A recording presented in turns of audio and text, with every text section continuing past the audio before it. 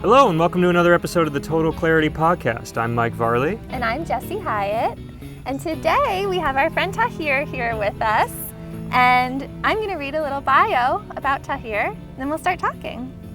So Tahir Karmali was born in 1987 in Nairobi. Mm-hmm. He's an artist based in Brooklyn since 2014. His work spans photography, installation, papermaking, sculpture, and sound. Karmali's work was on exhibition at The Shed in New York in August of 2019, was recently the subject of a solo exhibition at Strong Room in Newburgh, New York, and will be part of Second Career's 2 tributaries in African art at the Cleveland Museum of Art from July to November 2020. His work has previously been exhibited at LKB Gallery in Hamburg and Copenhagen, Circle Art Agency in Nairobi, High Museum of Art in Atlanta, Kunsthal in Rotterdam, and Guggenheim Museum in Bilbao. Among others. Karmali was awarded a Pollock Krasner Foundation grant and a Lower East Side print shop keyholder residency, both from 2019 till 2020, and will be in residence at the Watermill Center in 2020. He was previously an artist in residence at Triangle Arts Association, Pioneer Works, Trestle Gallery, the McDowell Colony, and Brick. And he is an adjunct professor of sculpture at Brooklyn College. So there we have it. Very a nice. whole formal intro to Thank you for joining us, everybody. Have a great time. That's it. Bye. I love it, though, because it tells, that's only like your recent history and your recent resume. Mm-hmm. And you even have a resume that goes much further back. Mm-hmm. And it's impressive. Thank you. I was very surprised that, sort of when putting it together, that, what am I saying? I was like, sort of, I've always feel it very surprising when I put my bio together and like put the whole thing together, and like, I think this one wasn't written by me, but I think that, it's always sort of like, it feels like so like a listicle or like a list sort of like situation, like reading off of the CV. And then when you hear it, because you always like, when you're writing it, you're going through it, you just like whatever, and you just send it to like whatever person. And then when you hear it, it's like, wow. I've been busy. Yeah. But, because as an artist, you always feel that you're like not really amounting to much most of the time, and you just sort of sit in the studio and be like, nobody loves me. I've never been loved in my whole life. And then it's like, the reality is that, you just try hard and then you'll get there, I guess. Right. Yeah. Well, right, because you're taking it one day at a time. Mm-hmm. And I guess, I know you personally. We all know you personally here. And I know when I talk to you, sometimes you're always thinking like the next step, right? And so wherever you currently are is like, well, I've already gotten here. Yeah. So like, how do I move on to the next step? Yeah. But then when you take a step back and look over what you've already done, is it humbling, or is it like, is there a moment where you can feel some pride about yourself? I think it goes in waves. Okay. There's like, it goes into, so they're like stages. So there's like, yes, you feel pride. You also feel shame. You also feel regret, and you also feel humbled. And you also feel inspired. It's a sort of like, it's more like a circle. Like, I feel like the creative sort of life cycle is this kind of circle of like, emotional turmoil, like consistent. So it's like, there's never sort of like a time where you're like, oh, that's fine, I often look back at my website, or I look at my work and look at pictures of my work and like previous shows, and you're always sort of like, oh, I wish, I'm like, but the next step is going to be good. Right. The next step is going to be better. The next step is, so you're always working on the next thing, you know what I mean? And there's like very little time to, you can't just have, I'm not one of those people that wants to just stick with one particular shtick. Right. There's always like something new. Something always looks very different from what it was before, and it's just, I feel a little bit more fun that way. Yeah. Well, with the creative with working within a creative industry or being a creative person and having ambition and being interested in how the world changes and grows and how you change and grow, I feel like you're never like finding the final answer, right? Like, so when you look back on other things, you think, oh wow, I presented that as the answer at that time, and now I know so much more. Well, it's the answer for that person. I mean, we're never the same person. There's this idea that because we're in the same casing, somehow we are the same the entire time, but we're not. 28-year-old you is different from 16-year-old you, is different from 35-year-old you, is different from 80-year-old you, and they all have different understandings of the truth that are objectively true. Yeah. And subjectively true as well. You know, that like you can make something at a certain age and it's not invalidated because you've shifted to a different, point. Right. I've always been very interested in sort of like this phrase where it's like, when you talk about a specific artist and it's like, oh, I really love their early work. You know what I mean? Yeah. And it's like, especially when it comes to like musicians, like their debut album or their whatever, and then, they get older and they change over time. And I think that one of the reasons why a lot of people don't like the later work is because they're kind of corrupted by this sort of like the market and the capitalist system and then sort of like reproducing something. And when I always look at my earlier work, sometimes I'm like, oh, that was kind of okay, like I would have approached that differently. But then sometimes there are like these moments where it's like, oh wow, like I thought that, like right. There are these kind of things where it's like, oh, like the earlier work kind of also teaches you more about yourself. I feel like the longer it's been out and stuff, and so you go into these moments of like appreciating earlier work and then sort of also despising it at the same time. Right. Which is kind of just like how you feel about your face, I guess. Right. Well, there's like, I think I always really like, or not always, but I often like, and I usually will look for work from children and also work in sketchbook, which is sort of the less thought out, more naive pieces. And there's something about that's the unlearned or like the process of learning. It's really raw, and there's just this like early human quality to it. Not early human as in history, but just like the beginning phases of becoming a person. Yeah. And I think that's a really exciting part about life, that we all become people. So those like moments where you can see anything sort of becoming is usually my favorite part of any creative thing that I'm viewing. I really love the unlearning process and like the learning to unlearn at the same time. And I think that it's you reminded me of this lecture by Gayatri Spivak, who teaches humanities at Columbia, and you should check it out. The lecture is called "What is the Time on the World Clock?" And so I've been like doing a lot of research recently, and so that's one of the recent lectures that I was listening to. And it's actually at the Institute of Unlearning, and she speaks about unlearning and the concepts around unlearning and what it means. And I think that especially now when we start thinking about like colonial histories, like neo-colonial activity now through sort of like capitalism, you have to be in this constant stage of like really learning something to a point that you can like dismantle and unlearn it as well. And I think that happens a lot within sort of like my practice. A lot kind of what I see the future of art really to be is this kind of like dismantling and rebuilding and unlearning, and it just has to happen sort of in this sort of like this way, you know what I mean?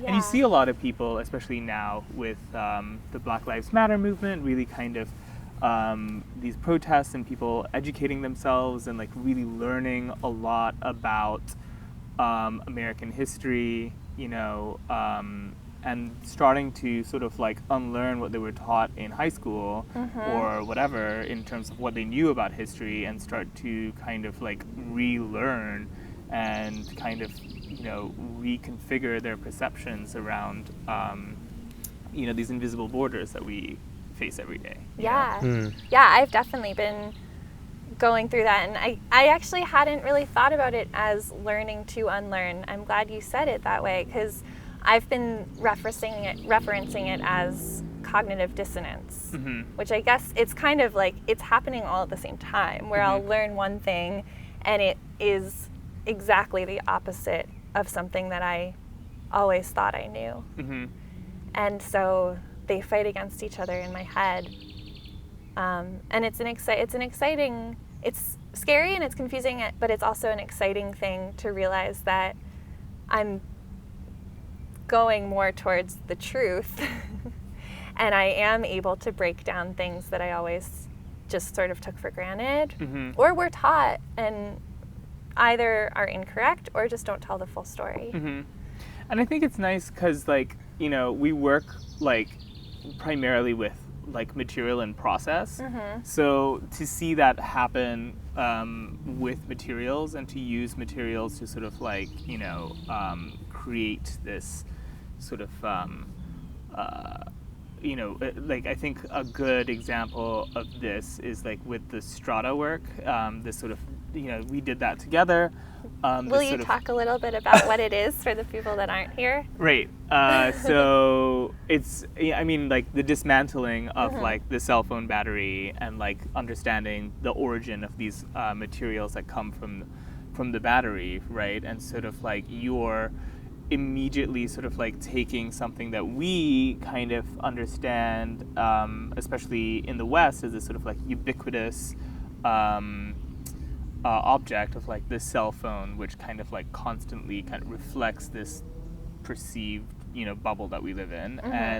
But when you start to dismantle it and understand where all the different aspects and different pieces of it like actually come from, one of which is cobalt, which is a great sort of material for pigmenting, and also copper, and then dismantling that battery, extracting the cobalt, and then oxidizing and turning it into sort of like a dye almost. Is it a substrate dye? What kind of dye would that be? Well, it's a dye that doesn't quite, it's not like It's a metallic dye. fully permanent. It is a metallic dye. Yeah. I don't know what it, I get very concerned about it. Like, I guess it could be like just a pigment. Yeah. Also. It is a pigment, right? Versus actually being a full-on, I mean, I think I would call it like an earth mineral pigment. An earth mineral, I mean, they are earth minerals. Yeah.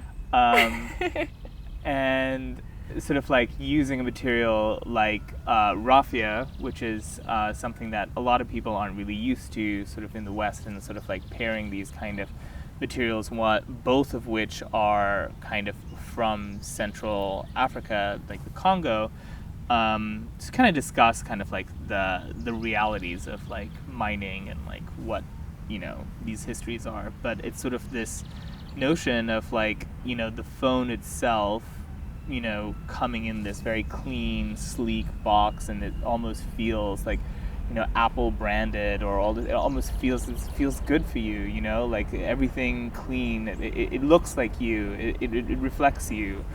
But once you actually really get to the core of dismantling what it is, and the further you start to understand its history, the history of those materials, you know, the more you actually learn about how the world works, and it has to come from, you know, dismantling those ideas, both physically and cognitively. Yeah.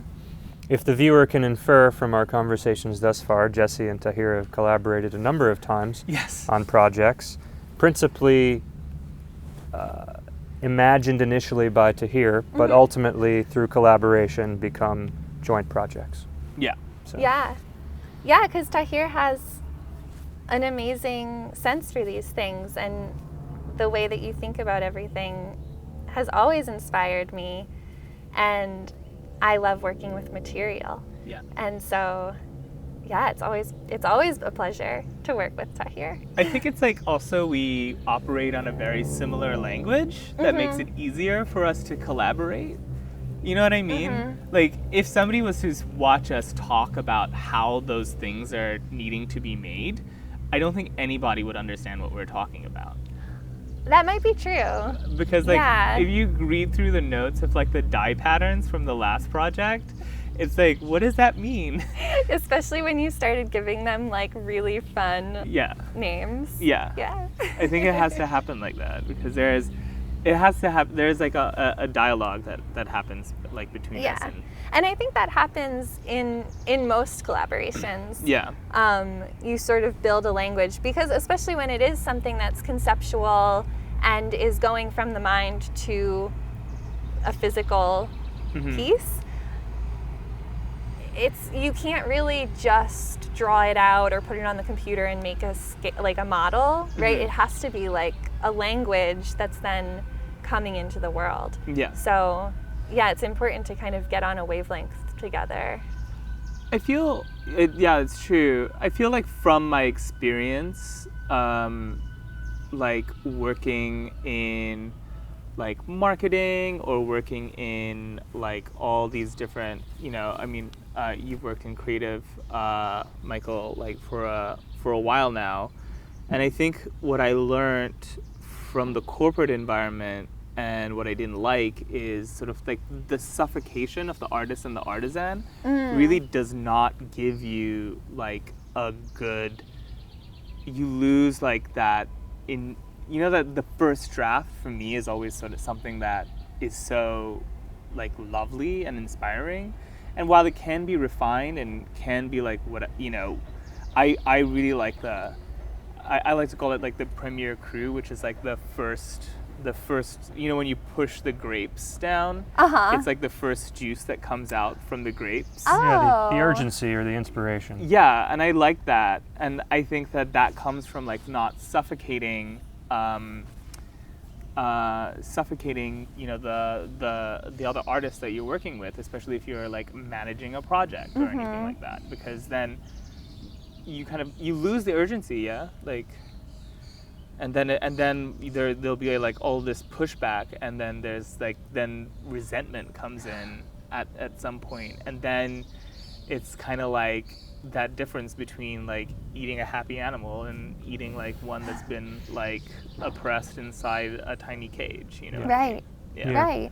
Yeah, I mean, with the idea of being in a corporate environment, which comes with so many connotations, but just the idea of having a cluster of people working on something at the same time, it becomes the challenge of the management to come up with consistent ways to make that sense of urgency and have that feeling of newness appear routinely, and also know when to pull back from the refinement that will make the urgency go away. And just continually finding new tiers of where the urgency that you initially had in the first version still is retained somehow, but it's part of this larger tapestry of things that are created. When you're working on something for 3 or 4 years, it's very difficult to just have pure urgency. Yeah, it's really hard. You have to like foster a very sort of like supportive environment, I guess, and like a positive, critical back and forth. What I think is kind of risky, I think, like with what Jesse and I do, is that we don't have that much of, there's no Control Z like option. Right. Yeah. Not really. Yeah. We can't like undo what we've done. So it's sort of like you have, whatever comes out has to,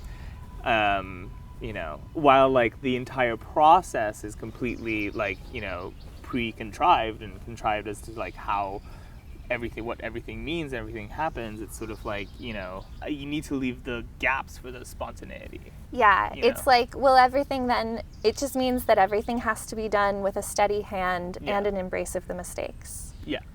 So it's a balance. It is a balance. It's like accepting the mistakes, but also, the steady hand of like patience and setting enough time to do it with intention. which is beautiful because then it means that every single piece has that full energy of us in it. Mm-hmm. I think when I design like the next iteration of sculptures that I'm designing right now and putting together, there are these kind of like, and especially because we're using silk, and it's a protein fiber, and that's going to be really fun to work with. But how I'm designing it right now, like the things that are being controlled are definitely the steel and the concrete and the wood and all that kind of stuff, but then there's always these gaps that I leave open for like where the silk can actually self-express, and especially how the dye will like move between it. And I think it's really important because you want to have the viewer to, while you're speaking about very intense, like impactful, like not impactful, but I mean like intense like topics, you want the viewer also to be allowed to get lost in the artistry of things, right? And it's just like the delivery of like how you give a message versus just sort of being grim all the time. Well, it makes it a little more palatable too, right? Yeah. Like it balances, you see something beautiful and you want to engage with it and you want to learn more about it, and you're already sort of on this elevated level of joy. Yeah. Because the visuals are getting you there, right? Yeah. But then once you start engaging with it and you understand sort of why it was created and what the full story is, even if it's, and most of your work has a sort of darker story to why you make it. Yeah.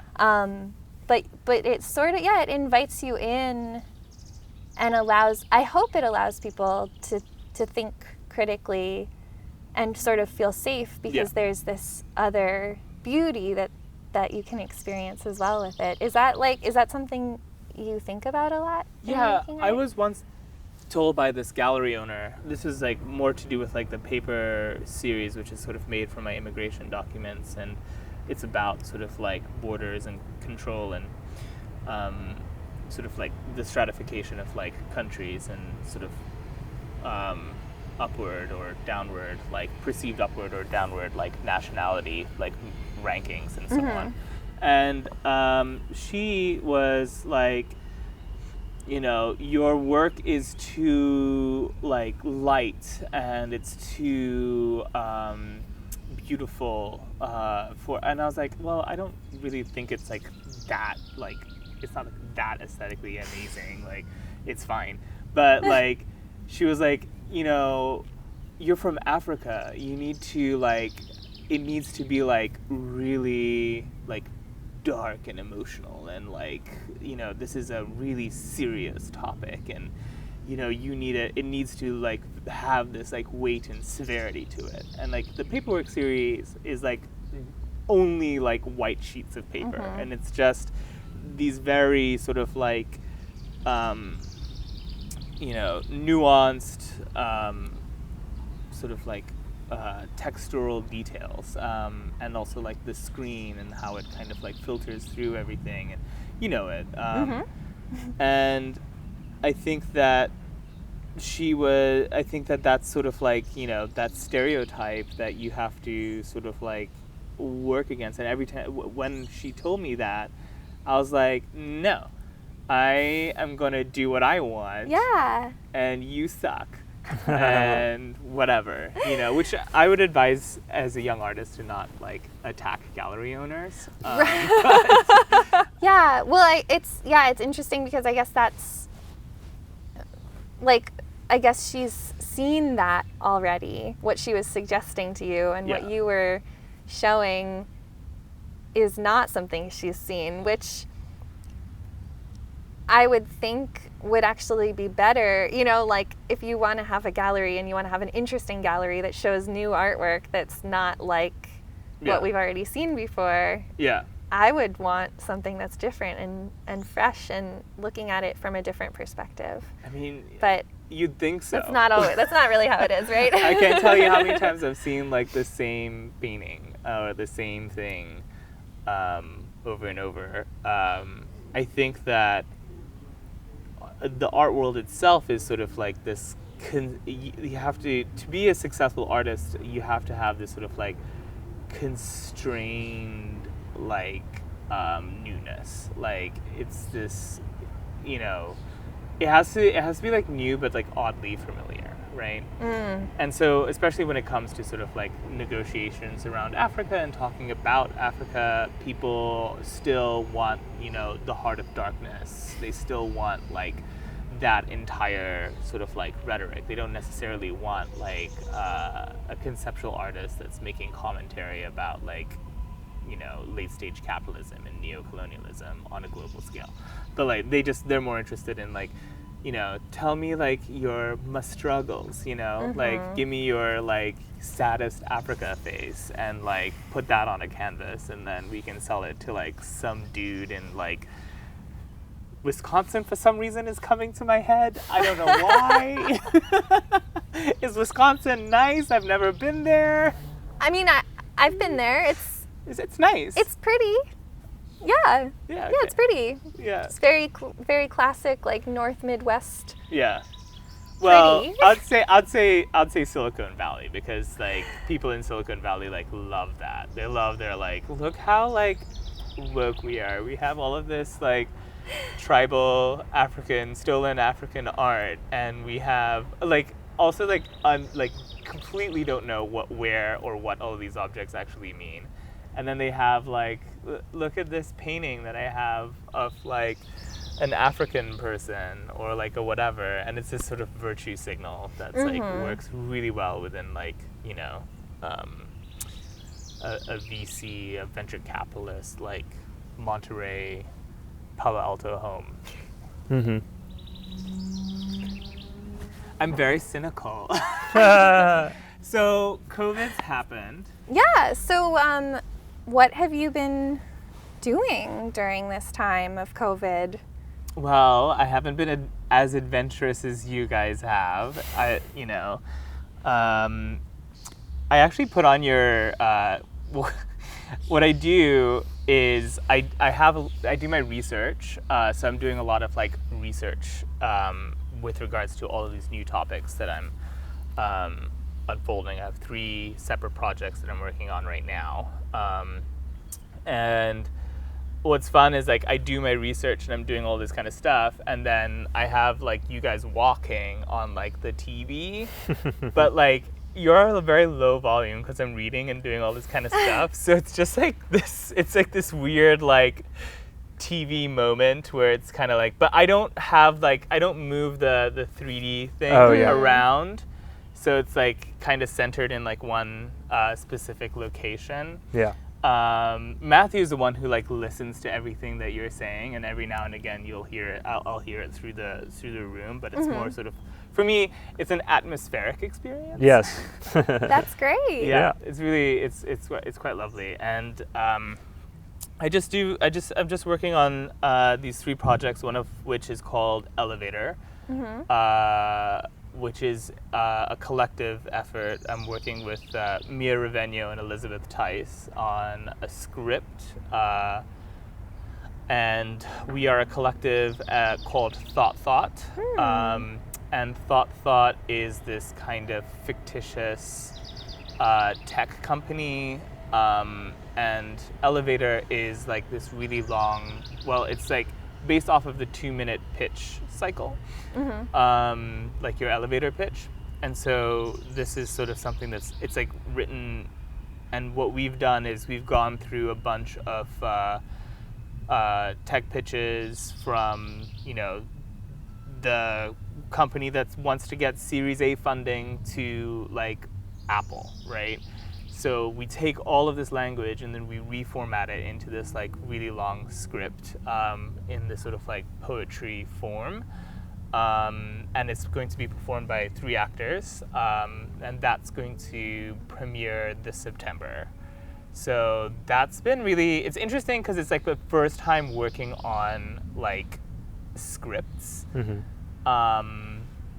And that style of writing, and thank God Mia Raveno is like, you know, she's a playwright and she's worked in TV and Liz and I used to work together in tech before, or like the startup industry, and so it's been really interesting. And what happens is like it comes as a cacophony, but there's like the Premiere Crew version of it online right now. Oh, wow. It's on our website, which is thoughtthought.us. Mm-hmm. So it's THOUGHT, then again, Yes. dot US. So that's what we've been working on, and it really kind of like goes into how sexist or misogynist and how racist all of the technology that we use actually is. And so, and like who, and also really looks at AI and machine learning in a very specific way. And so we really like get into these sort of nitty gritty details of like how does it happen that, certain types of facial recognition that don't recognize certain types of bodies, or certain types of, or like certain certain zip codes, or even like names or anything like this. It's so it's really thinking about like, design in terms of technology, and really kind of understanding that the person in the center of the design that they're designing for is not necessarily, it's specifically for like the cis white male, like Silicon Valley like dude that's making $250,000 a year, and so it's really interesting to kind of really dive deep into sort of like the beginnings of all of this. And I've been taking a course with the School of Poetic Computation. It's called Dark Matters, and it's taught by American artists. And one of the very first things that you learn is that it's the first computers, or what they used to call computers, were actually women. Did you know that? It's crazy. And Wait, they called computers women? Women were called computers. Oh, I know that some of the first computers were made by women because they were woven. Oh, really? Yeah. I didn't know that they were woven. There were bits of computer that needed to be like woven together. So they got women to do it because it was like women's work. Oh, really? And the women's work, other side of women's work for computation was sort of like, I don't know if you watched Hidden Figures, but all the women had to sort of like move like cables and move like different, like all of the stuff that would happen, sort of that happens kind of in our phones innately, kind of, all this kind of stuff. And when women kind of started knowing a lot about like computers and computing and all this kind of stuff, they actually decided to just push them out and like get rid of them altogether, because the men were like jealous. And so like this is the history, but also it's interesting because it actually, like the course actually, you start off the course with understanding the history of the Native American people who were in Palo Alto. Oh. Right, and then like the entire history of like how exactly Silicon Valley came to being. Wow. Right, from like the pushing out of the Native American population to then sort of like Manifest Destiny, and like all of this kind of stuff, and how it kind of snowballs into this kind of global like a control of technology. It's quite interesting. Wow, and so that's the course you're taking That's the course goes I'm through taking. that whole process? Yeah. That And then sounds that really kind of interesting. lends itself to the elevator project, because like within this kind of like monologue, you're getting these bits and pieces of like understanding how like within the pitch where these concepts actually fit in, right? Or like what actually happens, you know what I mean?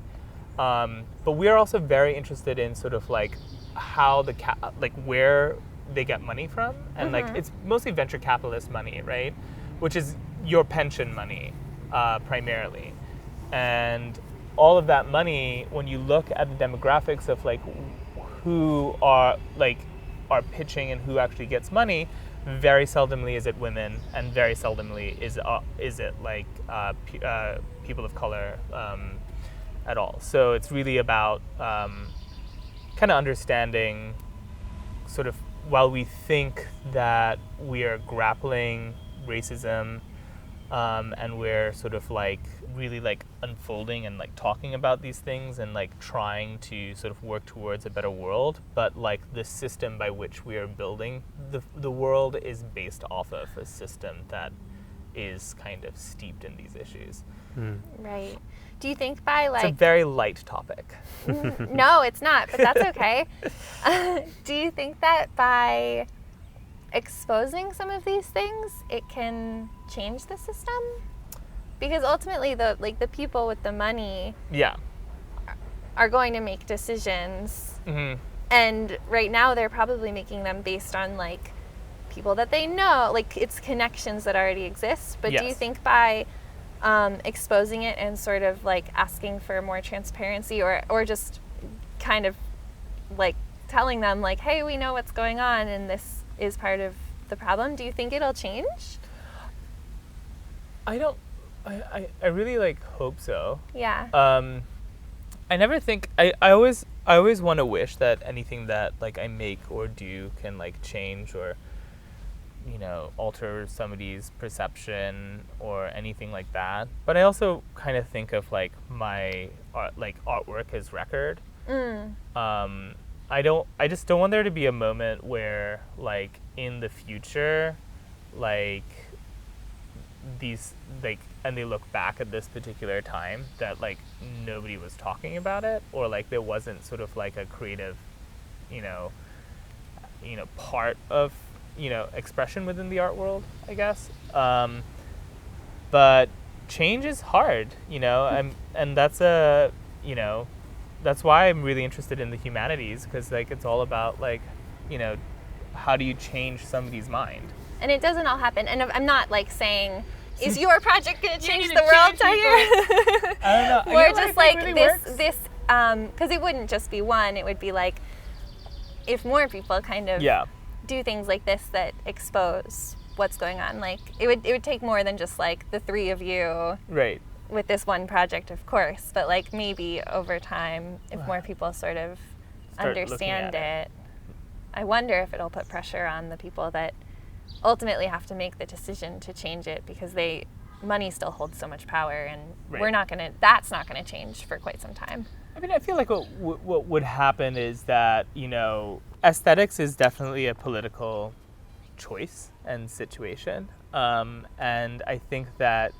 you know, when a certain aesthetic kind of like falls out of favor, they just kind of evolve it and change it into something else, right? I mean, we speak about this with regards to sort of like the transition from slavery into the prison industrial system, or like we speak about it, you know, like when you think about sort of like colonial power and sort of like this, you know, all these countries around Africa are like independent, but essentially like the sense of control or like the centers of control are not necessarily within the country. The country doesn't have that much control over itself. It still is held by former colonial powers, right? Right. So I just think that, you know, when you point it out, you know, to the tech world, like this is what's happening, or like you guys, you know, whatever, I think it's just going to evolve into something else, right? Right. And it's this kind of like, you know, exactly what happens like always, like, you know, when we talk about like, oh, we don't see enough like representation on your website, we don't see enough like all of these, you know, things, and then they'd start employing people of color and all this kind of stuff, but then it's only like client facing, right? But intrinsically, like the heart of it is still like held by very few people, like a very like non-diverse sect of people. Are there other things that you've experienced during the past 3 months, not related to work, that are, you know, something that's been on your mind? I mean, I think a lot of people have been thinking about, or at least I have, how my relationship to time changed with respect to the pandemic, and you know, you being an artist, you were already a manager of your own time, so maybe it wasn't as profound of a shift, but still having an inability to travel freely and visit with people, was there an impact on how you perceive day-to-day life? Yeah, I think like earlier on, because like usually I'm really busy of the spring, right? And so springtime is sort of like events central, and then summer for me is like it's just like I only work out, and then maybe make some art sometimes, and I don't have that many emails. Like I get maybe like 2 emails a week, right? Like, but this summer is interesting because you get to do taxes now during summer. So, Wahoo! yeah, yay! I have actually felt there is, because you can't move, I feel that there is a sort of collapse of like certain borders, right? So, and also like time relates to this, where it's kind of like I can have conversations with people from all over the world that I typically wouldn't do, right? You know, I have friends that, you know, live in Hong Kong or Singapore or wherever, and I can be like, oh yeah, let's like, you know, it's midnight here, like I can have a conversation with you, like I think it would be like midday there, right? Or there is this kind of like now, with video chat and with all of this, there's this kind of like leniency towards having these kind of like conversations, I feel, and it can and it happens on an international scale. That's like a big difference for me, and especially when like doing research where I have to do interviews with people like all over the world, it's like really amazing how like quickly people are, you know, able to just, you know, I just called a friend of mine who runs a VC, and had a conversation with him, which typically, you know, I wouldn't have been able to do because, you know, everyone's like busy and going to parties and doing because you'd both be like orbiting in your own little worlds, in your own places, but now none of that's really, everyone's just like home. Yeah. Or near a computer, near a phone, kind of all the time, and not really like, oh, sorry, I'm with people or whatever. You're always kind of available. Right. To some degree. Yeah. And they have conversations with purpose now. I find myself less having these kind of like superfluous conversations. I feel like a lot of our conversations, like I've like looked back at, like a lot of my conversations were like, oh, let's meet here, let's do this, and then go to this place, and like go blah, blah, blah, or whatever, right? And then you meet at the place, and then you're like, cool, we're at the place, and then you're like, let's Instagram the place, and then you're like, cool, we Instagram the place, let's go back to our places, or whatever, you know?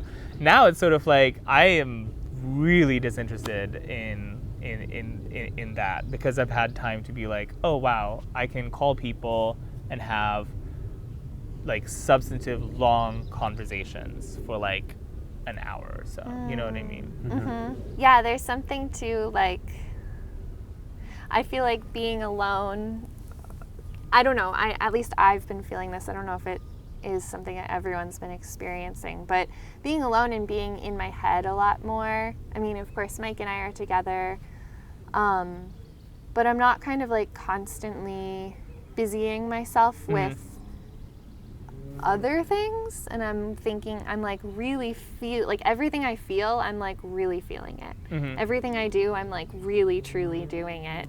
And then I think that lends itself to having those sorts of real conversations with people, and like I'm not sharing, like the things that I'm sharing with people are, there's nothing that's shallow about it anymore.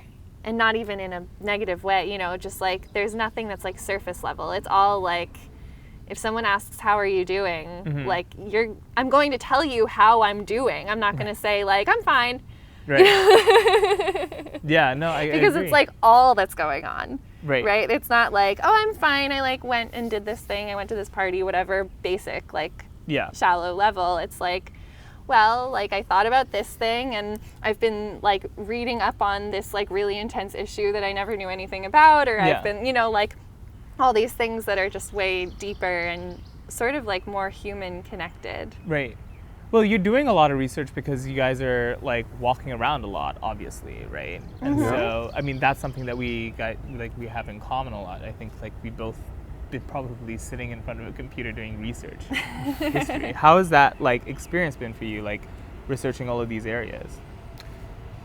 I think it's been good. The research experience was very front-loaded for us.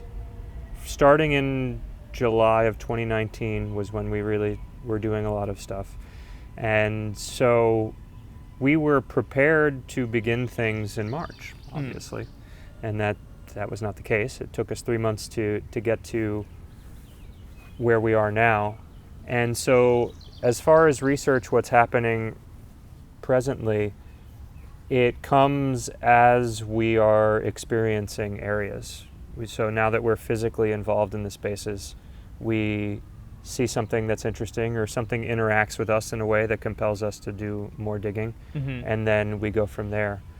During the period of time when it was coronavirus heavy, the research was kind of taking the form of figuring out how we wanted to use the camera equipment, what type of documentation presence we wanted to do. And it's already shifting considerably from what we were doing the past few months and taking on new dimensions. So I mean, there are also a lot of stories that you guys unfold that a lot of people don't really know. I think like the Olympic pool was a really interesting like one for me. I guess in terms of research too, like it wasn't even something we had planned on doing, but COVID sort of gave us this time where we wanted to, like Mike said, test out our cameras, research how to use our equipment, and then the way that we ended up doing that was by making these 360 videos in different local areas, and researching the history of those areas. Like even the graveyard that we're in right now, there's a previous 360 video that people can go back and look at if you want. It's also great that it took us 52 minutes to reference the idea that we're sitting in a graveyard. So if there's anybody, are we 52 minutes in? Something of the sort. Oh my God. If anybody is just looking at it now, we're in a graveyard. Yeah. And the Olympic pool that Tahir is referencing is from when we went to Astoria Park on Memorial Day, and Jesse did some fantastic research there, and we were able to learn a little bit about that. And we're still feeling out how the 360 videos are going to operate moving forward. Unfortunately, when we did the video last week, the camera lens scratched, so it's now in the process of doing a swap for that. So no 360 video this week, but also the video or the audio editing surrounding the 360 videos where we're doing research and talking about it is a non-trivial effort relative to walking for 11 hours a day. Right. And also doing this podcast, which is, after we're done with this, I'll spend the rest of the day editing it. Right. So it becomes a very meaningful discussion on bandwidth and what makes sense. So we've been talking about how that's going to manifest moving forward, and we have some ideas that include still doing the 360 videos, but maybe those are location based, and then perhaps we use the 360 camera throughout the day and make a document of the walk itself that doesn't have VO, but it's more just kind of ambience and visual focus. Right. So we'll see. But the research component to this is something that is definitely still finding its level relative to the physical, emotional, mental effort engaged in walking 26 miles a day. Yeah. Do you have a favorite story that you found? Well, actually, maybe it's just fresh in my mind because you said that Olympic pool. Right. But I do think that I really love that story about the young boys that did all the silly diving during, I guess it was right at the end of the Depression, sort of, and It was like they were Showtime, using- but for diving. Yeah. That's And they would like Yeah. dress up in costume and perform and like go. There was a super, super high dive at Right. that pool in Astoria Park. And yeah, they would do all these like crazy dives where like 5 of them would run off the diving board at the same time, and they'd do flips, and they'd be like jumping into each other, and like there's all this time in the air, so they could like put on a whole show before Right. they even hit the water. And one of those boys ended up being an Olympic athlete. That's amazing. Yeah. Yeah. I think that's my favorite. Do you have a favorite story? I don't know. It's hard for me to grasp a particular To story think right back now. to it? Yeah. Yeah. Is there one walk, and like based on your research, a place that knowing its history really changed sort of like the gravity of it for you? Like, For the 360 ones, it's also hard to recall right now. I mean, we're gonna have to play it by ear as we do from walk to walk. Yeah. Well, before we started recording, we were telling you that one of our walks will follow native roads. right. Which I think will be really, like, yeah, these roads that we sort of walk on all the time, a lot of them are main roads through the city, and because they're so clearly like modernized and paved and Right. heavy traffic, I would never typically think back about the history of it and how it originally became a road that we use. Mhm. And so I think that walk will definitely be heavy. Yeah. And I think eye-opening and exciting and interesting to allow ourselves to learn. I mean, it kind of filters back to the learning, unlearning Right. Yeah. moments that we'll be able to have. Yeah. I do have an answer for you for that, but I think this is a good opportunity to transition into something we were talking about prior to the cameras being on, which is having the opportunity to describe the full breadth of the project to Right. you, which is something that this is our 6th podcast episode, I believe. Mhm. And to this point, we have not described it on camera. There is an opportunity for anybody to go on our website at any point and Right. get probably a fuller picture than what we're about to describe. But for people that are interested in listening to us, and also I think for an opportunity for somebody to ask us some questions as we're describing it, Right. I think it would be a good thing to do. So we kind of have 3 main points to the project.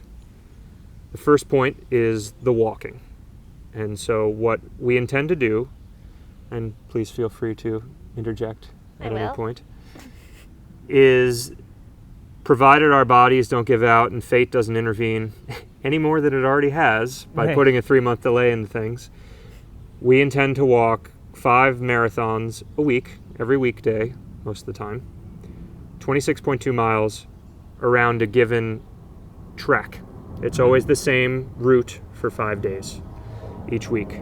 So that will equate to something like 6,000 plus miles. It's 6,500 something. I think I did the math the other day. Wow. Over the course of a year. And like you said, the same route for 5 days, but then each week it's a different route.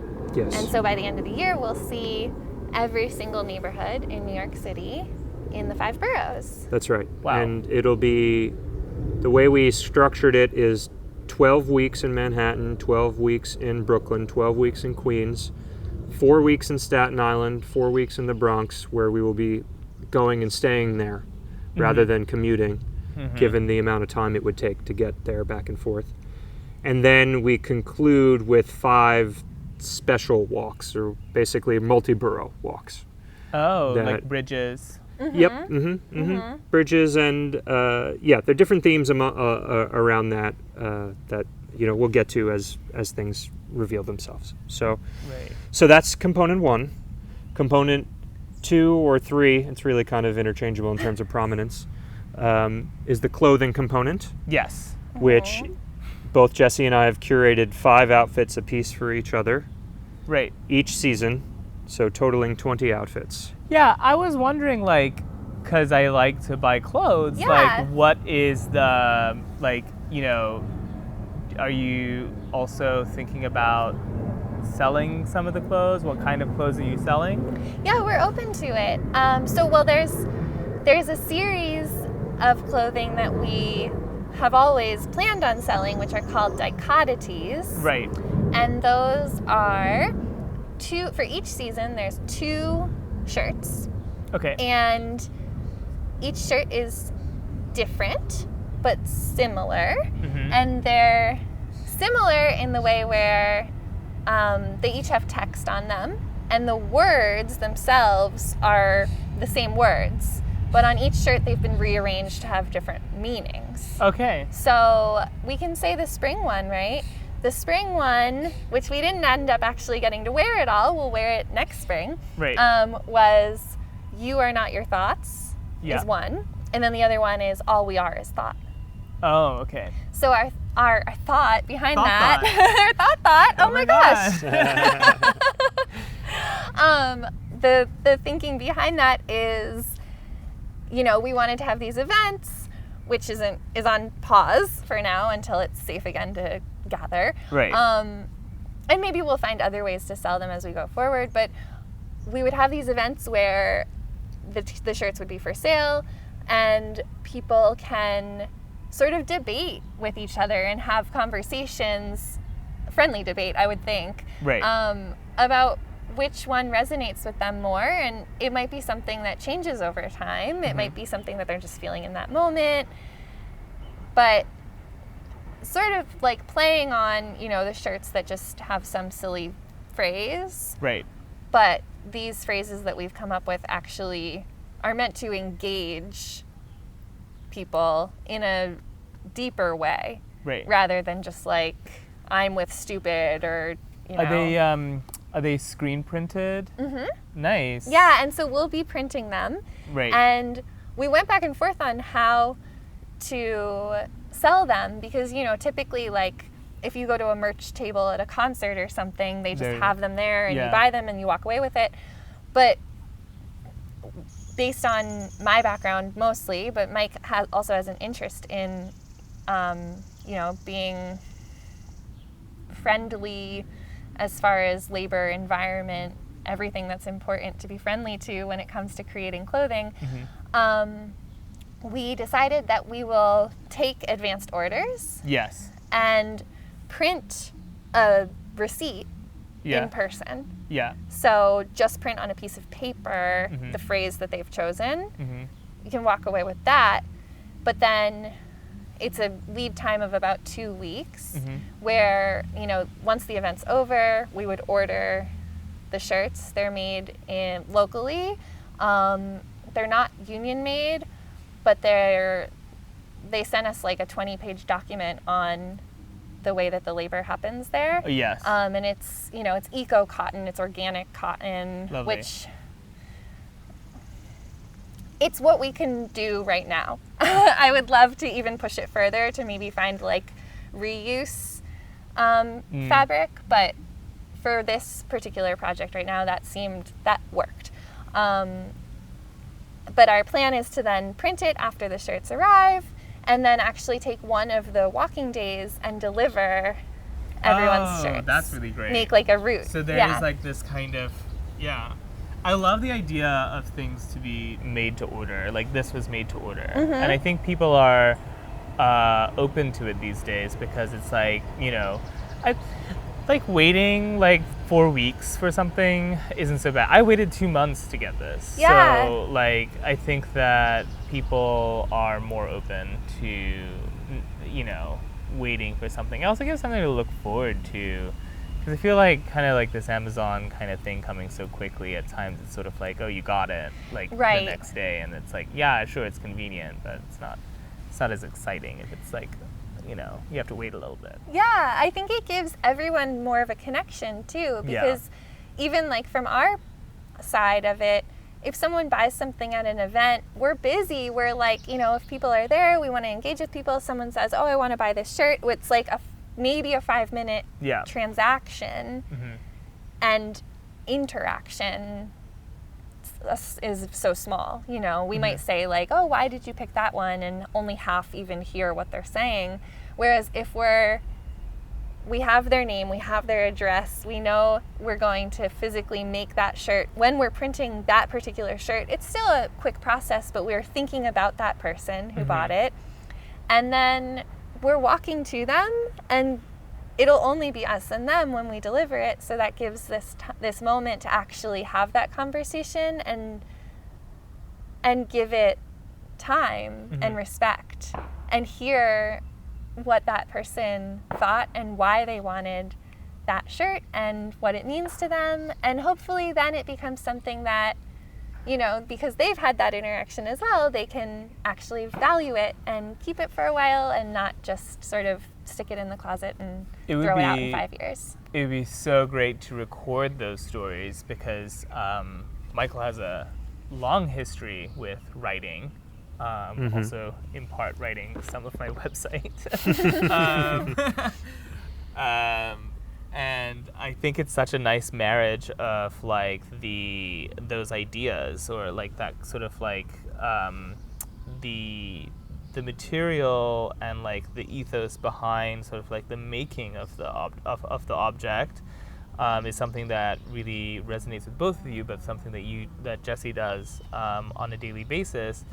But then there's also like the language aspect, right? Which is like very much Varley's like relationship to the project. And I think it's so nice that there's this that you can have these sort of like vignettes of stories of like how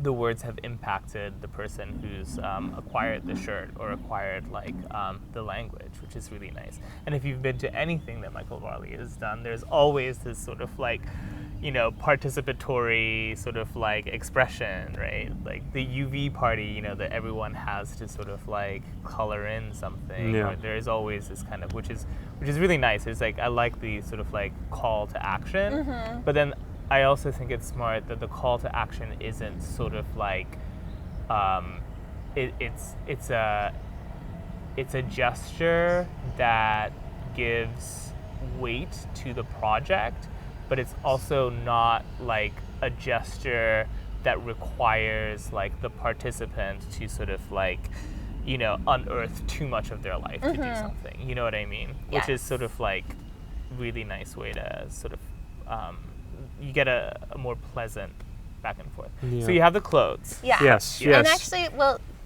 I don't want to get too far into it because we did actually talk about it in the last podcast, but I told you about the spring dichotomy because for summer we had a phrase, we were planning on printing it, and then the day that we got the screens made was when all the protests started. Right. And it just didn't feel right for the time. We will print it later. We like the phrase, but it's not like, we just didn't want to just print a phrase right now. Right. So instead, we've decided to make shirts that are called unreported. Right. And they are the incident report of specific police killings in New York City from the last decade. Wow. That don't link up with any news story. Yeah. And so the name of the person that was killed is nowhere. Right. It's just, that's like the only thing about that incident is in this use of force report that's put out by the NYPD every year. Right. So, yeah, so we decided instead of doing the dichotomy, we would spend this season wearing those shirts as a way to just kind of keep ourselves accountable to talking about that and thinking about that element of our city and how that, and like what that means, and looking to see if maybe we can find out who those people were and humanize them. I have to get me one of those. Yeah. That's a really great project. So there's that, and then I guess You have extra large?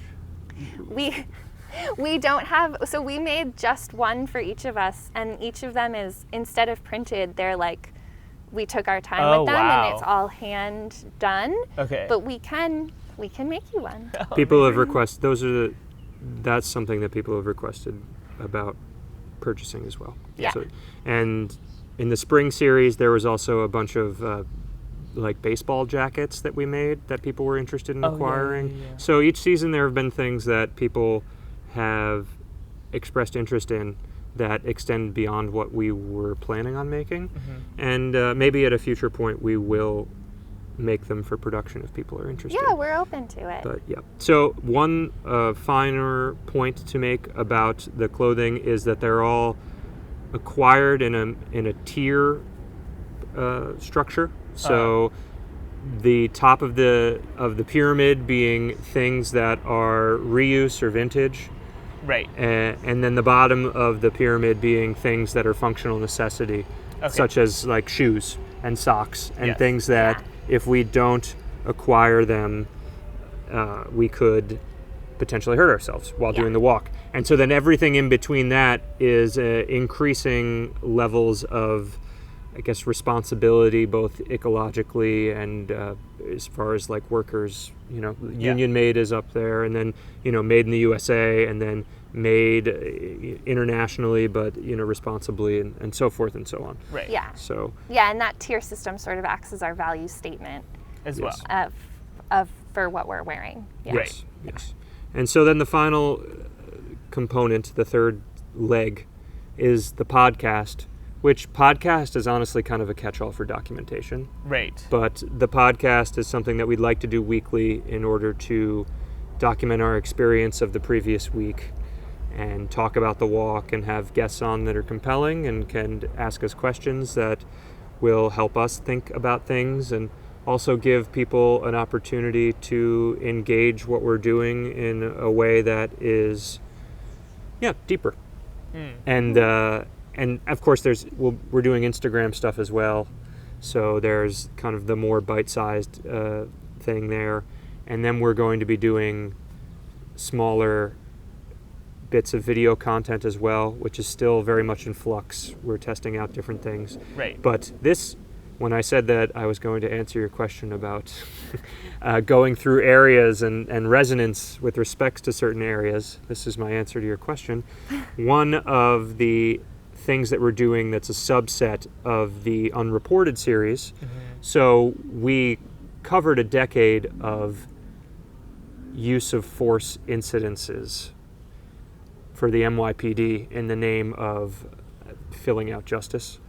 So from 2010 to 2019, there were 103 incidences that we could find where the police used lethal force while fulfilling justice. And we are intending to walk past one incidence of this each week while we're walking.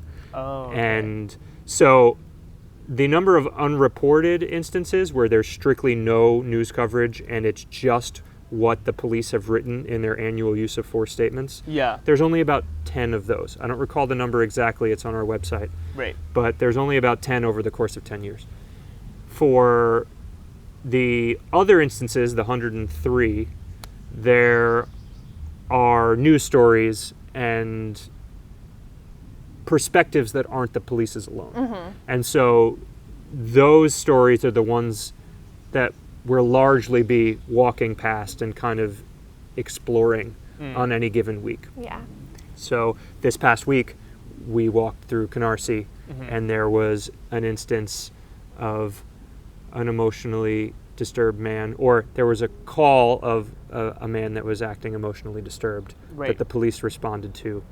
The man had a kitchen knife, and he was shot by the police.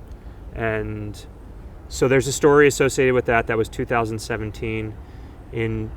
Just in February, the Brooklyn DA told them that they will not be, them being the family, that they will not be pressing charges against these officers.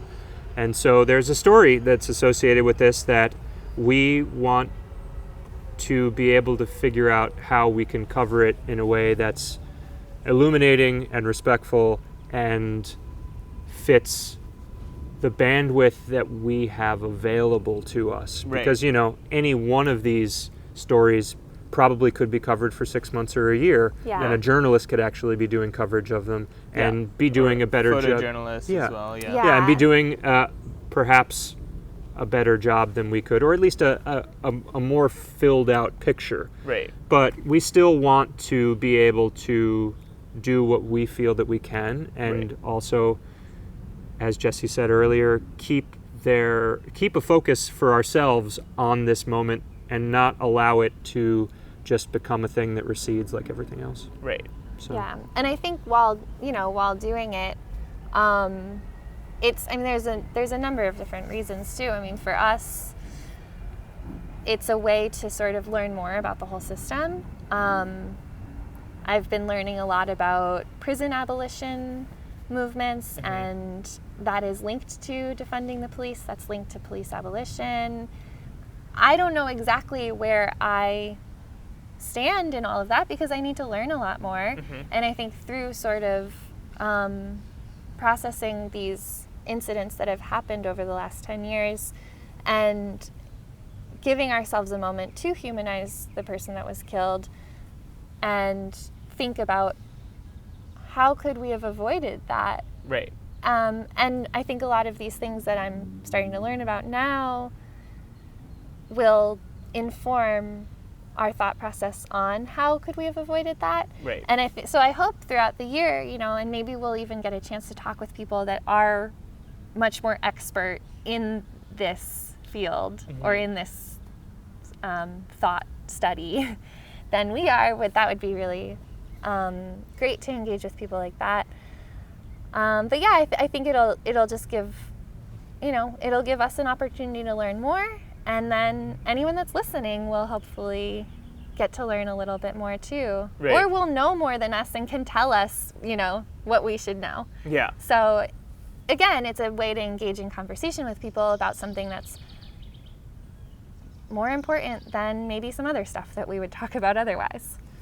I think what's interesting is that when you walk through landscapes, especially a landscape that sort of changes so rapidly, like New York City, and researching the history, it's interesting how you and I think personally through my own personal research as well, it's there are very few landscapes that are not embroiled in some kind of terrible moment in history, and I think that it's nice to sort of hear both the really beautiful positive stories about the children diving, and also really nice to really interesting to hear but also sort of contrasting that with stories about sort of police brutality, you know, and also now doing the Native American trail, you really kind of getting into this sort of history of New York being bought and sold and so on,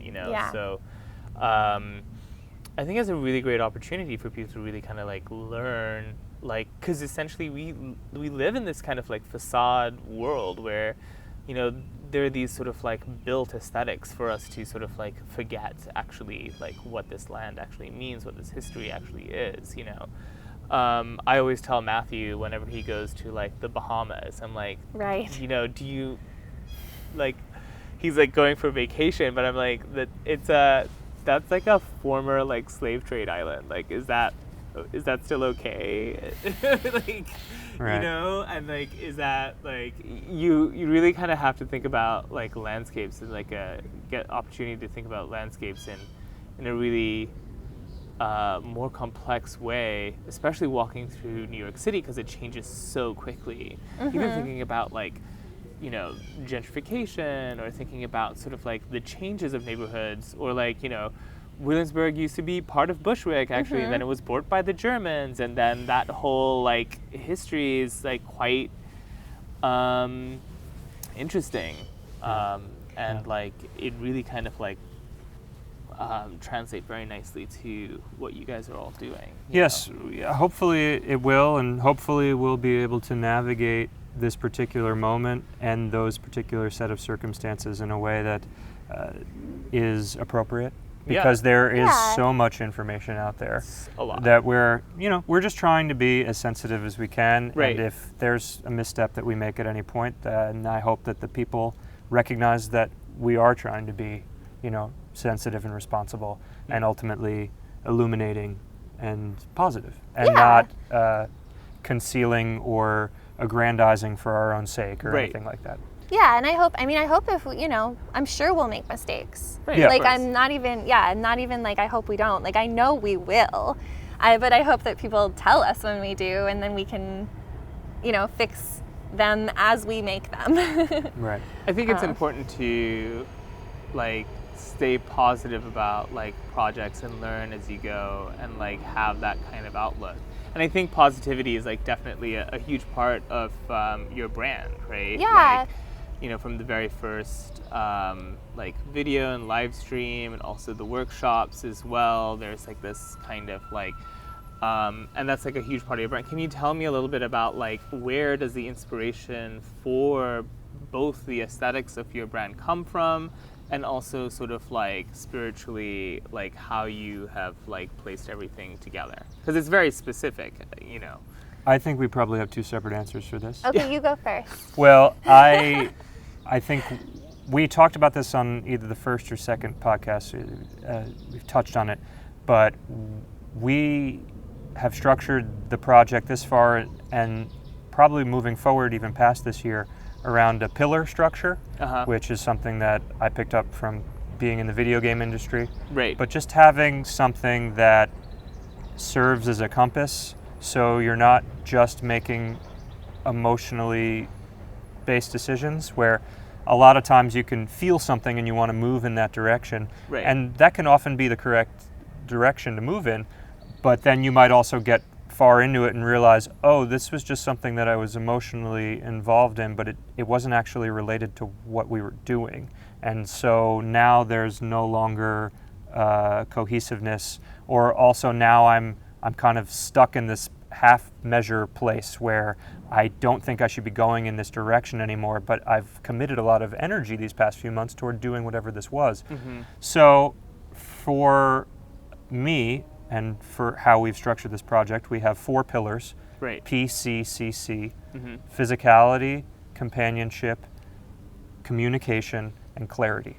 Mm-hmm. And within that, there are a subset of bullet points that kind of describe what those things mean.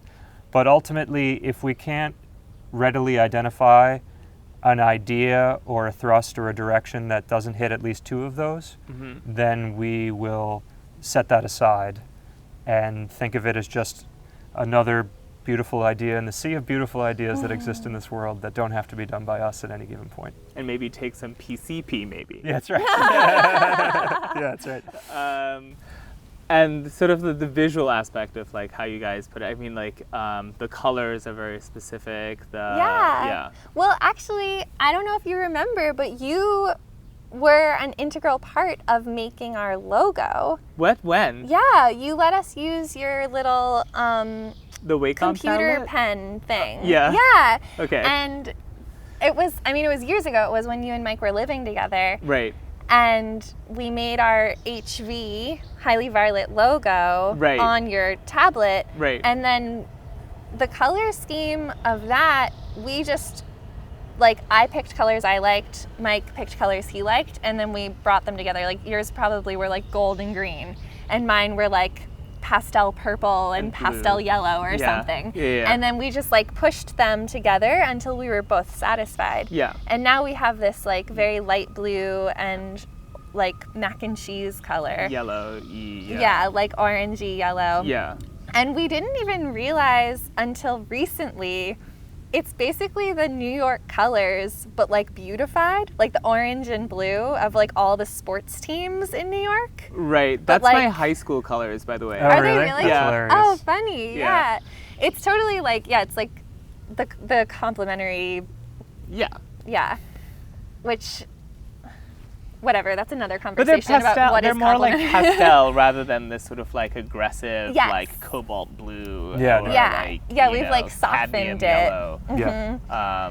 Yeah, but that wasn't our intention to make them softened New York colors. We've just, now that we've been applying it to this New York-based project, Right. we realized that that's what it was, and it's kind of funny in a nice way. Right. And then I think otherwise, I mean, It's coincidentally meaningful. yeah, Yeah. yeah, exactly. And then, yeah, I think the aesthetics, otherwise, we moved in together, 4 years ago? Mm-hmm. Yes. Right? And Yes. we spent, well, I guess I could ask either of you because we all moved at the same time. Right. Oh, hi. And we spent the first 6 months of living in our apartment every single weekend doing projects Right. for the apartment, like, painting and wallpapering, and you helped us wallpaper the hallway. I did. You did. Why do I not have any memories? Like, what's going on? No, I remember. Yeah, and so I feel like that process was a merge of our aesthetics. Right. And then over the last 4 years, it's just been merging more and more. Yeah, I think it's definitely one of our stronger connections that we have such aesthetic resonance. It's very rare that one of us puts forth something and we are opposed to the look of it. We might be Right. opposed to the execution of it or the need for it in our space or something like that, Right. or in what we're doing. But it is, yeah, it's pretty remarkable how close our interests are with respect to having things in our lives and having things in our projects. And Yeah. I'm also, I'm grateful that Jesse doesn't feel any particular ownership over that. I think that it can be a very gendered thing. I Right. think that we experience, situations where people think that I wouldn't have an opinion on something like that. Oh, you have a that's- very strong opinion Yeah. about aesthetics. Well, I was actually going to say, like, all of our graphic stuff, Yeah. I make it because I have the background in using Photoshop and whatever. Right. But it usually starts with Mike having, like, kind of how you and I work. Also, like, Mike will kind of have a conceptual idea of what it should look like, and then I sit down and do it, and I put my own energy into it, and it ultimately then reflects both of us equally. Yeah. Yeah. So, yeah, I mean, we feel very fortunate in that respect. And I think that it seems that people are pretty receptive of the logo and the aesthetic that's come out of the project thus far. We get a lot of unsolicited comments on that people like the logo and like the color palette. So, That's great. yeah. Yeah. But, so yeah, I think that covers basically the wide berth of the project Yeah. itself. We should talk about what we did this week a little bit. Yeah, we should just a What little are bit the of a story. specifics of this week that you'd like to speak about? Well, we went through the entirety of... Oh, you went to Canarsie. We went to Canarsie. and Well, then some. And then some. Tilden as well? Yeah. Yeah. So we our route. Can I do it just course, briefly? yeah. So we went from our house, which is in Bushwick, out through, hit a little bit of Bed-Stuy to get to Brownsville, to get to Canarsie, Right. get into Canarsie Park, which is awesome. That park is so cool. It's very good. It's massive. It has like a hiking trail. It goes out to the water. There's people fishing. It's really nice. Yeah. And then because then it also has like a real park, like basketball courts and swings and things like that. We walk over the Gil Hodges Bridge. yes. Oh, wow. And It's the drawbridge, which was really cool to see because it was like a video game in that you could see the bridge from pretty much every part of our walk. So it was like if you can see it, you can go there, and it'd be like 8 miles away, or then it would be right there, or then it'd be another 8 miles away, and it's Right. kind of a cool dominant landmark. yeah. But before we get to the Gil Hodges Bridge, we walk over I think it's the Greenway that goes on the Belt Oh, Parkway, yes. right? Yes. And pass by Floyd Bennett Field. And then we get to the Gil Hodges Bridge, which takes us to Reese Beach and Fort Tilden. Mm-hmm. We walked. Reese Beach. Did you sit on have a good time in Reese Beach? Were there people there? There were people there Were they Monday closed? and Friday. They Were weren't they closed. closed? Yeah. Oh, closed. At Reese Beach, at Reese Beach they are. Wait, At Fort did they Tilden, remove it's a the nude whole beach. thing? Is that because Reese Beach part of it is supposed to be nude, right? I And think then- it's the Further to the right. further to Further the. to the Is right. that Oh. east then that way or west? I believe it's At west. that point, I think it's west too. Oh yeah, because Long Island is east, and it's okay. So yeah, further west is a nude beach, Right. optional. Yeah. But then Reese Beach itself, is where the there's usually there's a boardwalk and there's usually some stores and restaurants open and stuff. Yeah, and yeah. that area might still be topless optional or something, but I think people are usually wearing bathing suits. Well, Reese Beach is historically a gay and queer beach. Yeah, and I remember there being a nude side. I wasn't too sure where it was. Yeah, it might just be slightly further just west slightly of further, the just, boardwalk. around the bushes. Yeah, just around somewhere. the corner. Through the bushes. Yeah, the boardwalk Right. ends, but then it must resume at some point because one of the days It goes I to was. Rockaway, right? What's that? It goes up to Rockaway. Oh yeah, well yes it does. Yeah, that's I'm going talking out about east. I'm talking about going in the other direction towards Yeah. Breezy Point. I ended up going on a little bit of a hiking trail, and I found another section of boardwalk that I don't know how you would get to it without walking on the beach for a little bit. Wow. But we were avoiding walking on the sand because it's very difficult when you're walking that many miles to walk on the sand for any significant amount of time. So Yeah. so we So we walked through Fort Tilden, which, I've been out there a number of times, but there's a back area where there's a trail that goes out to these buildings that have been abandoned and have all sorts of graffiti on them. Yeah. There's also... I've been there. Have you been there? Yeah. Yeah, it's cool, right? It's really weird. Yeah. And then have you also been up, you can go up some wooden stairs on top of Battery Harris is what it's called. And yeah, it's it used to be a watchtower area during the war. And such a nice view. It's beautiful. Yeah. Yeah. Yeah, so we found that. And then, yeah, go ahead. well, we went to Breezy Point, which is one of the more compelling stories of the week. Yeah. Jesse, why don't you do the honors? Okay. Yeah, so we had an interesting time at Breezy Point.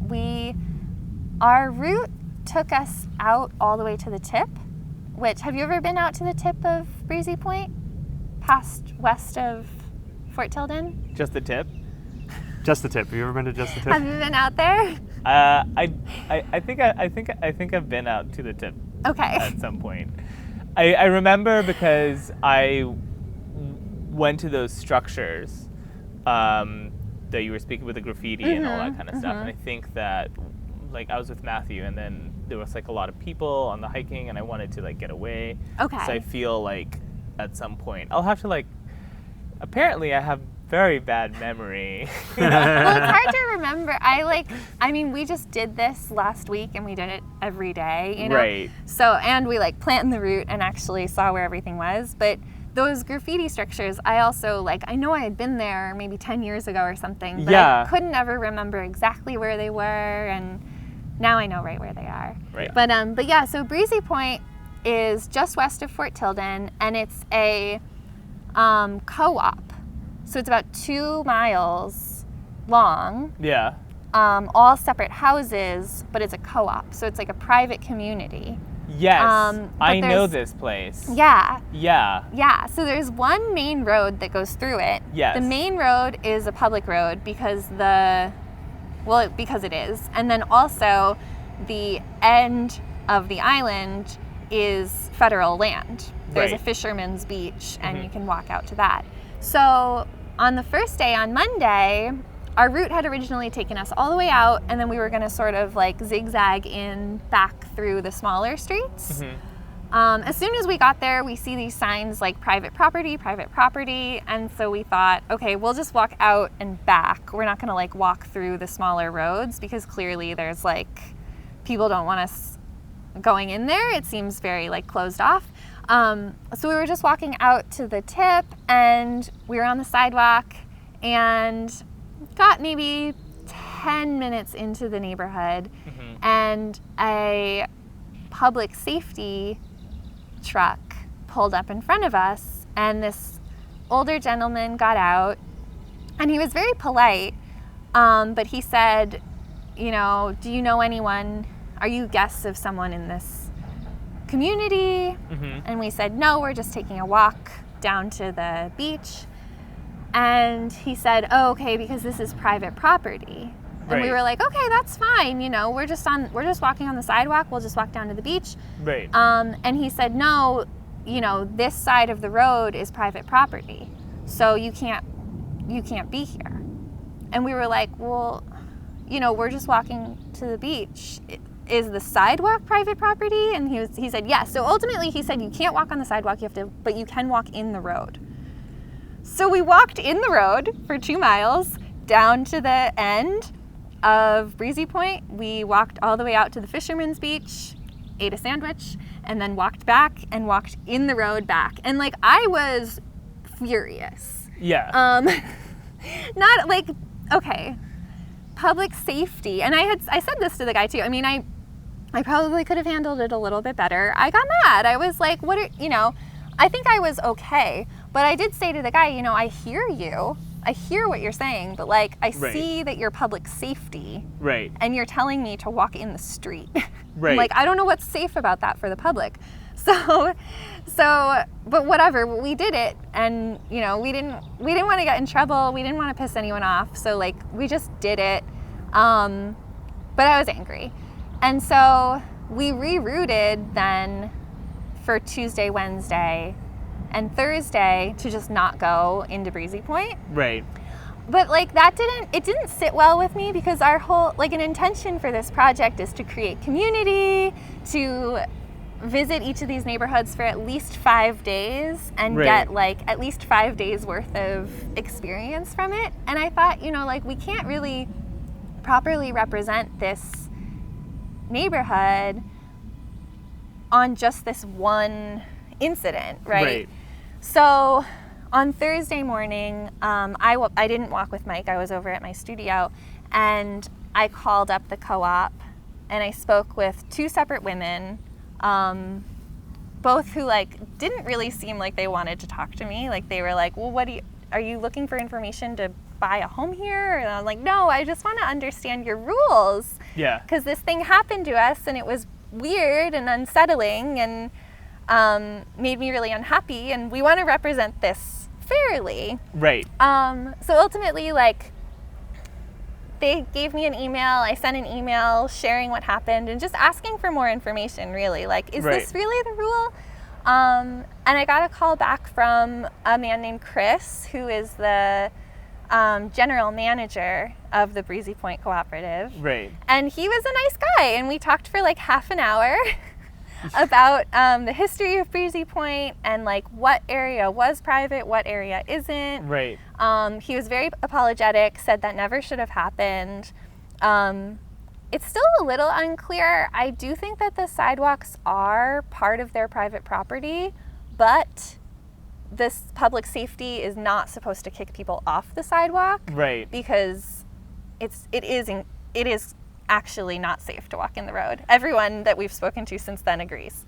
I think it's like that public safety person was probably so bored and finally saw an opportunity. It's like, look at these 2 young kids Well, Well- yeah. walking all over the place. Well, it actually, so I said bored as well, because they had like I guess they had like a file, or maybe not a file, but at least notes on us. Like, when he called me back, he was like, so, you know, was it an older gentleman? Like, he knew there was like notes on that incident Oh on my their God, end he too. reported it? Well, one of the residents had called Oh. and said that they saw us and had called public safety to come. Like, it wasn't the public safety officer Right. that stopped us on his own, Right. but it was a resident that like saw us and thought that we looked out of place Right.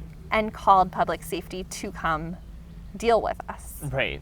So yes, I also had the same thought of like, what would make someone do that? Is it like fear? Is it boredom? Is it like whatever? I mean, the conversation that I had with Chris, he said that because of COVID, a lot of people have been like walking just to get exercise and like coming into Breezy Point and walking around, and that people are all kind of like on edge. Right. Yeah, I don't feel super like I want to pass judgment, because I still don't fully understand. But I can share the rest of our experience.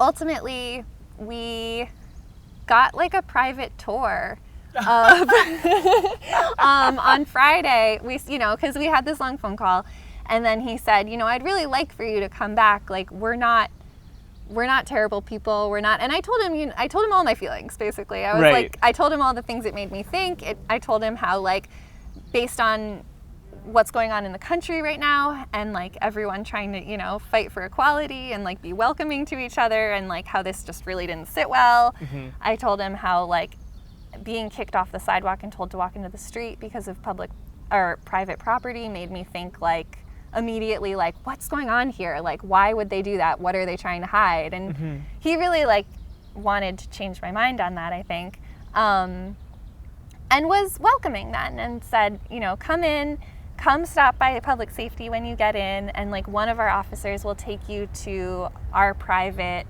lighthouse and 9/11 memorial, and he'll escort you, he'll show you around. They have a private 9/11 memorial? Well, the community apparently lost 85 people. Oh, so okay. That's crazy. And you can see where the How do they get towers in and out were. of the city as well? I'm sorry, that's like very tangential. Yeah, no, I intended to ask but did not. I don't think there's a ferry yet. But Do they just drive? They could drive. I guess so, yeah. I mean, it's right near the bridge, so yeah. There might be a ferry that goes out there too. There is a ferry from the Rockaways, right? Right. That's like 2 hours though, like. Oh. It's a commitment. Yeah. Yeah. Yeah, it must be driving. It seems like driving would be the most common version for this community. Mm. Yeah. But yeah, ultimately, I'll just finish our little story here and then we can talk about it more. But ultimately, the public safety officer that met us and escorted us, his name was John. He was a very nice guy. He lives not in Breezy Point, but a neighboring town. He's lived there his whole life. His family, he said, was like one of the first families in that area. Right. And yeah, I'm glad that we, gave it another day and got a chance to like engage with them a little bit more. I still don't fully understand like exactly how the community works, or like exactly why that happened, or like what would happen if someone that, like, now they kind of know us. So, and like I know that, it's based on my past experiences and my level of privilege and understanding, that I was even able to make that phone call and say, like, hey, this happened to me, and like I don't feel great about it, and even like give that energy to it. Right. So I don't know what would happen if someone else walked in and how that would go. Mm-hmm. What they say is that you shouldn't get kicked off the sidewalk. So anyone that wants to walk out to the tip of Breezy Point should be able to walk on the sidewalk of the main road. Don't venture into the neighborhood, but like straight out, straight back on the sidewalk should be fine. Mm-hmm. And yeah, I am glad that we got to have this opportunity to sort of chat with them about it, and even just like share the experience of being an outsider in this neighborhood and what that's like.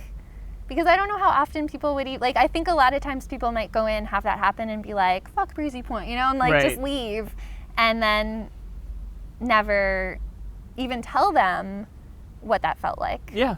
I feel that there are a lot of these kind of like secluded like little neighborhoods within New York City where you're like, what are those people doing here? You shouldn't be here. Right.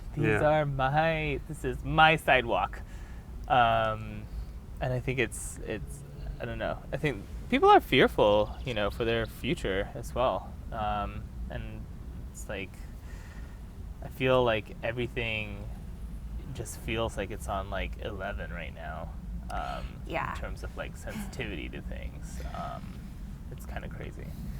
For sure. And it doesn't help that it's a cooperative community already. So there already is this like, you have to be a member to live there. Yeah. So they're going to be extra vigilant. Right. In terms of, It's like Gramercy Park.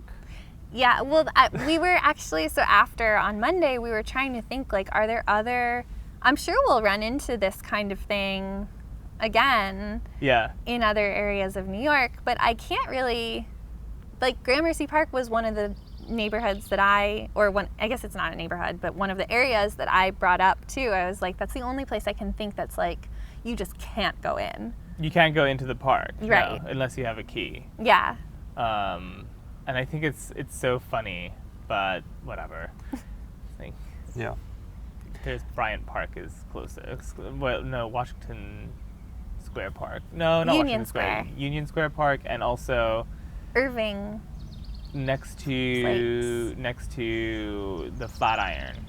What is that park? Oh, Madison Square Madison Park. Square Park. Yeah. Yeah. So yeah, we as we were leaving the memorial, we ended up getting into a conversation with John for 20, 30 minutes maybe.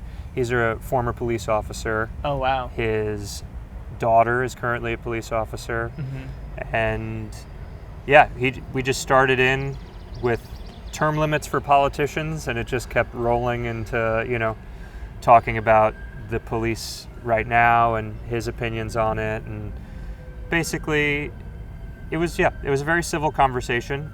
He had the opinions that you would expect a police officer to have, Yes. but not the blind support of the police Yeah. that I think has been currently portrayed as the uniform response of police, Yeah, it was really, really nice talking with him. Yeah, because Mike, you just said, I mean, it was clear that he was very thoughtful and considerate and of sort of, I'm going to say both sides, but of just other perspectives too.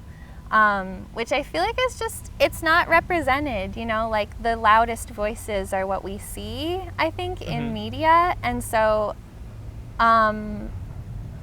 you see the police commissioner speak, Right. and he doesn't seem like he takes on the perspective of other people. It's just There's no remorse. power through, and this is what we are, and it's this one sort of one track thinking, and Right.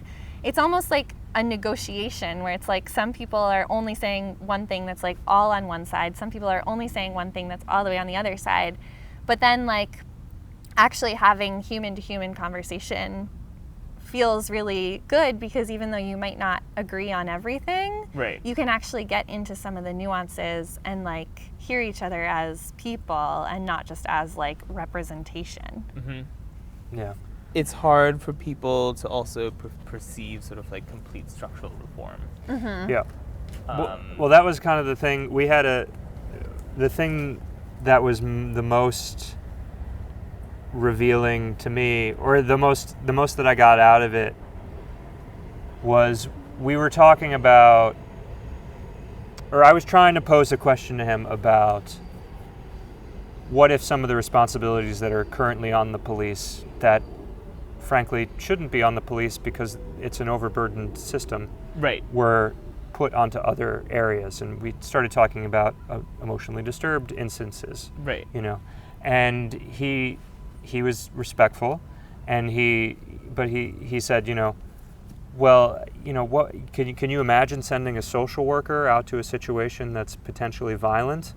And it struck me as really interesting, because I think most of us, and I think in that moment that the three of us had an understanding of what a social worker, the shorthand for social worker. Right. And you think of somebody that's overworked behind a desk with a clipboard, not prepared to deal with a situation where it would be violent. Isn't Jessie Lesser's mom a social worker? Oh, I think she works in schools. She also In is a social similar worker. capacity, Yeah. I I'm think. sorry to. We'd No. have to ask Yeah. to confirm, but So the idea is that we have this shorthand for what we think a social worker is in that situation. Yeah. And I'm not necessarily looking to somebody whose job is law enforcement to be thinking of more creative ways to think about things. Mm-hmm. But from my perspective, if we were to have somebody that's trained to handle this situation, it wouldn't look like what we currently imagine, you know? And I think about, I just started getting into this idea with Jesse while we were walking, but like, you think about a police officer and they are blue, and you know, like they have a uniform and they have an idea, and there's also a cultural understanding of what that represents, and that's a cultural understanding that can be very frightening to somebody that might be cognitively impaired or emotionally disturbed or in any way a compromised situation. If we were to start building up in a society where, we use gold again, but it could be any color, but you know, there's people that come in gold, and culturally it's shorthand to understood that they are compassionate, caring people. They're not here to punish you. They don't have weapons. They're not here to kill you. They're here to help you while you're feeling distress. And we start developing shorthands that way, and that is, in some respects, somebody that's trained like a social worker. But it is not somebody that's an office worker that wouldn't know how to deal with somebody that's, you know, violent. But also, like, you know, I've spent enough time in the nursing home, like, I know how to deal with people that are violent. Like, you know, certainly they're not going to overpower me, but like, you know when somebody is distressed, and it doesn't have to involve threatening them with force to calm them down. And in fact, it probably won't most of the time, you know? So, yeah, that was what was compelling to me when talking to him about it, just thinking that, like, if we start thinking up creative ways to start dealing with these things, sure, there'll be criticism and there'll be people that are haters and naysayers, but like, that's the type of stuff that we need to like start thinking about how we rebuild these structures, you know? I was talking to Laura on Thursday and was thinking about this analogy that I'm still sort of like trying to put together better. But I feel like if you have like a pimple, right? The remedy for the pimple is not necessarily like lathering it with like Proactive or like trying to constantly attack or like remove like the surface of your face, right? It's like, it's a signal that there is something wrong intrinsically within your system. So you actually have to sort of like think about what is in your diet and your body that actually needs to change, not just like what's on the surface. And I think that when they see violence is something that is just so much on the surface, and so they just like, you know, lather it with like police people because that's like the immediate like thing, right? And yesterday, you know, I was talking to my friend Ariane about just sort of like, when we think about sort of developmental income and developmental finance and like the sustainable development goals, especially with an approach to sort of like development within Africa, but and also kind of even thinking about sort of structural institutional change here, a lot of the reaction is kind of like putting a Band-Aid on a festering wound, right? Like it's like really, it's an internal bleeding. There are far more issues in it, and I think that, you know, a lot of what we do are these sort of like aesthetic, cosmetic,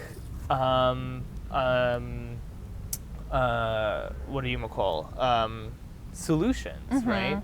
So, and it's never anything that like requires extra work, because nobody wants to do extra work, right? It's like all these like quick fixes, which is, I mean, even in you're bringing up these like medical things, we do that with our bodies as well. Like we love to take prescription medicine instead of changing and working for a long period of time to actually fix the root of the problem. We love to just like take something that will make it feel better right away.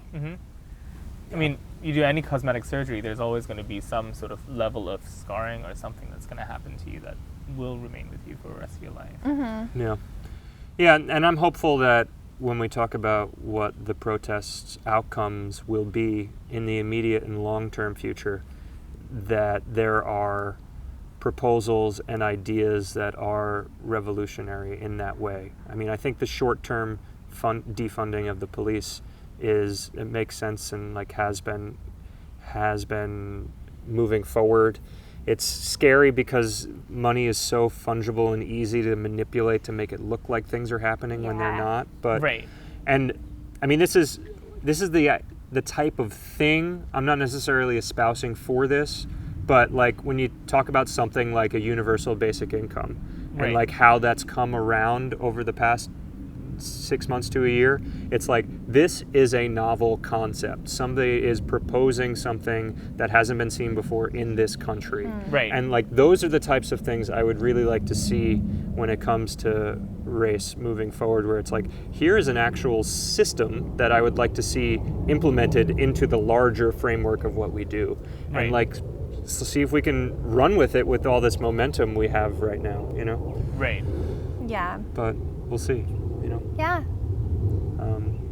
So that was Breezy Point. That was Breezy. So Breezy Point. Yeah. Wow, really hitting the hot topic issues. Yeah. Yeah. Yeah, but yes, so that was our trip to Breezy Point. And then from there, if we're going back to the route, Yeah. we walk back through Fort Tilden, back through Reese Beach.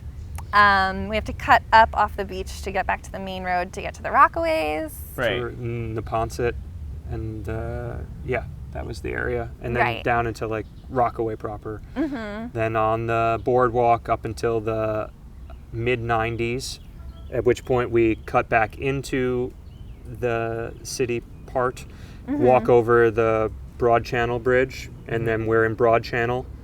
And depending on the day, we either went up to the Jamaica Bay Preserve or we just took the train home. Yeah. Have you And- ever been to the Jamaica Bay Wildlife Refuge? No, I Oh haven't. my gosh, it's so cool. It's like, it's just one of those spots in the city where you get into it Right. and like 5 minutes in, you forget that you're in the city. Would this count as a multi-borough like walk? This This one is a was. two-borough, Yeah, yeah. this Yeah. one was Brooklyn, Queens. Beaches By of borough. Brooklyn and Queens Yes. by borough. Yeah. Yeah. And so, it's turtle egg laying season right now. Oh wow. Yeah, So we we saw a saw- lot of turtles. Yeah. New York is so fascinating. Yeah. Yeah. Yeah. It's got everything. Yeah. I know. And it also has a huge bird habitat in Jamaica Bay. Yeah. Wow. Our friend Tim, our friend Tim, you know Tim. Tim, yeah, but Highley. not all of you might know Tim. Yeah. He told us about, what was it called, the black ibis? The American ibis, Uh-huh. which he basically gave it to You us. guys call like, it ibis? yeah. How Oh, do you- okay. Do you Ibis. Ibis. Yeah. It might be the ibis. We might be Americanizing it. I don't know. Or just non-bird watcher. American ibis. I think maybe it's ibis. I don't know. It's It probably could both. be either. Probably both. Anyway, so he gave it to us basically like a Pokemon challenge because it's migrating right now. It's not here all year. Okay. And it's to see if he could find it. And so after a few days, we managed to find it. So that was fun. You found it? Yes, we did. Took some Wow. pictures, got some confirmation from Tim. So that was good. 4 days of the 5, we went in one direction that took us through Canarsie first, and then Jamaica Bay at the end of the day. And Yeah. then one day, I took the train down first and did it reverse. And that day, I happened to see a lot of birders, Yeah. which is a very unique community to run across. Right. You know, very early in the morning, they're all geared up. They've got their big cameras. Yeah. They're hiding out in little shacks. It's very clandestine. Yeah. Yeah, It's, there's like blinds in Yeah. Jamaica Bay set up, like wooden structures to like hide, to look for the birds. Wow. Which Yeah. is cool. But And then that day Mike was alone. I didn't walk with Mike that day. Yeah. It was interesting. All alone with all the birders. Yeah. There's like actually surprisingly a lot of birders. Yeah. I mean, also like recently in the news, the guy in Central Park is part of the Audubon Society. Yeah. And that lady who tried to call the police. Oh, He was also a birder. Yeah. He was yeah. also a birder, yeah. It's really on trend right now. Yeah. Yeah. Yeah. Yeah. So I don't know. I'm starting to be conscious of time. So is there anything else we want to cover in the walk? I mean, today it was our first week walking in the rain, so that and like we've somehow miraculously avoided rain of any consequence on all of our previous walking trips. Mm-hmm. So it had taken basically like 25 plus days of walking since we've finally had rain to deal with. Wow. And that was interesting. I mean, you'd rather be dry, but at Yeah. least you're alive. Yeah. Yeah. Yeah, and it was kind of like fine. I mean, we have gear.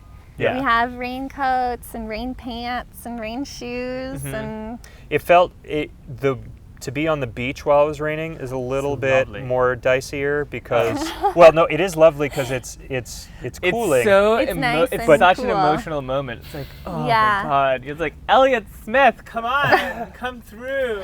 Like, Totally. Sort of situation. Well, because in the summer it's thunderstorms every time. Oh my So God. and we're walking on bridges and it's like, is there going to be thunder or Yeah. lightning coming right and now? it changes so quickly too, and like you can see the clouds and you can see so far out. Right.